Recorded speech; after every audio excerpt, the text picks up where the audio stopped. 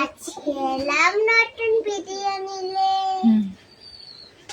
আজকে আমি রান্না করব ভাত, বটবড়ি রান্না করব। এখন আমরা ভাত আর বটবড়ি রান্না করব।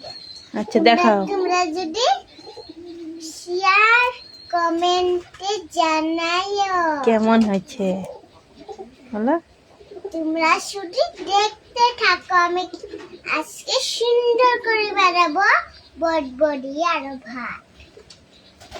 চলো তাহলে শুরু করা যাক। প্রথমে আমি বটবড়িটা কেটে নিব। চাকু নিয়ে নিয়েছি, একটু চাকু বেশি চাপলে ভালো লাগে।